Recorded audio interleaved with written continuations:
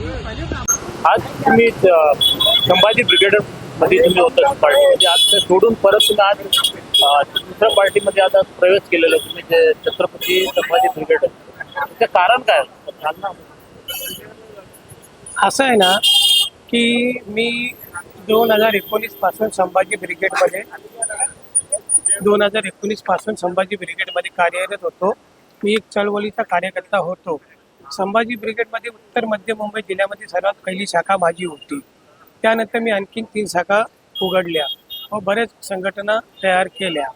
पण आज इतकी वर्ष मेहनत केल्यानंतर संभाजी ब्रिगेड एक मराठा संघटना आहे, मराठा पक्ष आहे. मला वाटलं की मराठ्यांना हे साथ देतील. पण या निवडणुकीच्या काळामध्ये आमचे मुंबईचे अध्यक्ष सुहास राणे यांनी माझ्याबरोबर घात केला व त्यांच्या अन्यायाला व त्यांच्या छळाला कंटाळून मी संभाजी ब्रिगेड सोडून छत्रपती संभाजी ब्रिगेडमध्ये प्रवेश करत आहे. माझ्यासारखेच मच्छिंद्र गोडके, मिलिंद कदम, बाबा सावंत, पूनम पाटील असे बरेच कार्यकर्ते आहेत ज्यांनी आज संभाजी ब्रिगेड सोडलेली आहे.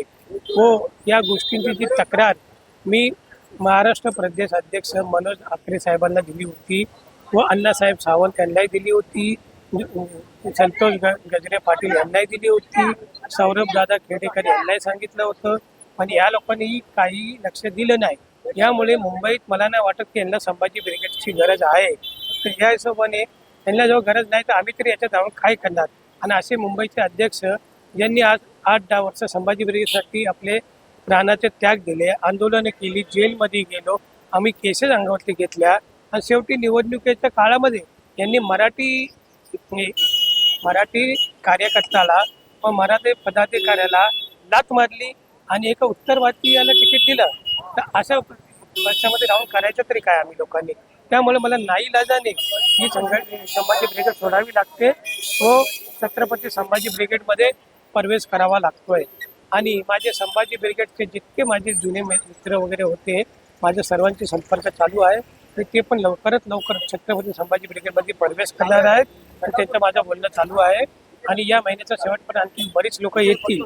आधी मी महाराष्ट्र प्रदेश अध्यक्षांना हे सांगू इच्छितो, त्यांना जर संभाजी ब्रिगेड मुंबईमध्ये वाचवायची असेल तर तडकाफडकी मुंबई अध्यक्षांचा निर्णय घ्यावा.